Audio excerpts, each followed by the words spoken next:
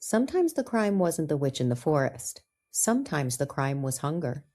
Tonight, on A Veil of Crime, we uncover the grim reality behind one of the most famous fairy tales ever told.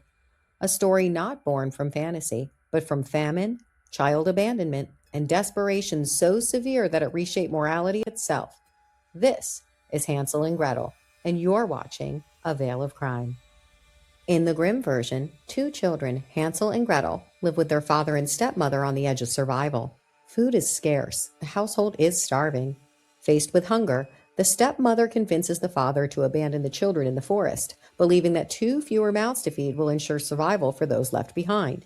The children are left alone, twice. Eventually, they stumble upon a house made of food, occupied by an elderly woman who offers shelter. But this kindness hides something darker.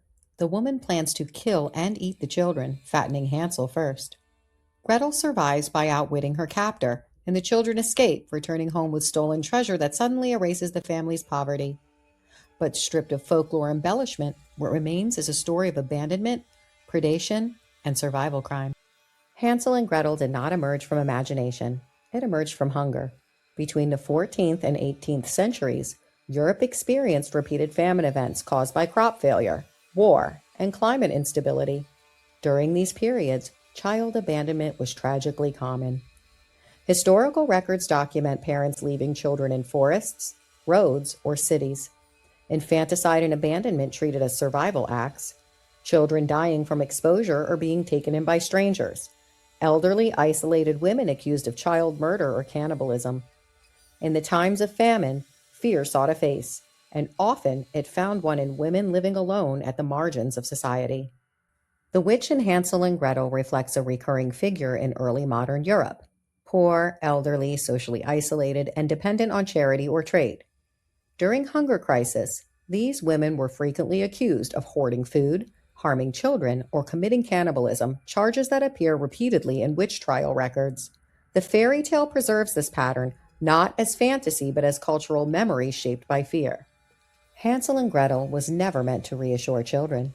It served as a warning about what hunger can turn families into, a reflection of how society blamed individuals for systemic collapse, and a reminder that survival itself could become criminal.